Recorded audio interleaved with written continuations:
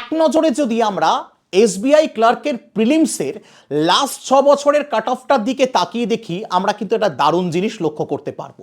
দেখো, আমি সবকটা স্টেটের প্রথমে একবারে দেখাচ্ছি। দেখো 2018-তে দেখো অন্ধ্রপ্রদেশ, অরুণাচল, আসাম, বিহার, ছত্তিশগড়, ওয়েস্ট বেঙ্গল প্রত্যেকটার জেনারেলের কাট অফ আমি তোমার সামনে দেখিয়ে রেখেছি। 2019-এ দেখো জম্মু কাশ্মীরের কাট অফ কত, 81.75।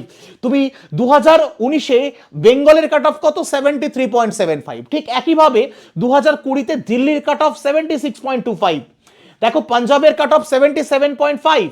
2021-এ যদি দেখি, 2021-এ হিমাচলের কাট অফ কত হয়ে গেল, 80.25।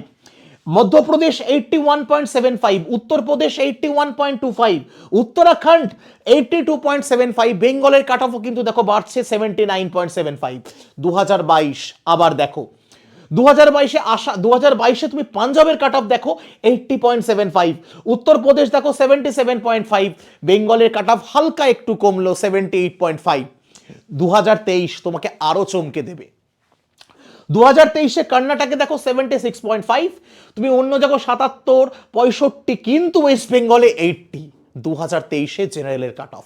তাহলে এইবার যদি ওয়েস্ট বেঙ্গলের এই টানা 6 বছরের কাট অফটাকে একটু আমরা সাজিয়ে দেখিনি, যে কি দেখো 2018-এ 60.7, 66.5, 2019-এ 73.25, 2020-তে 67.5, 2021-এ 79.5, 2022-এ 78.5 এবং 2023-এ 80।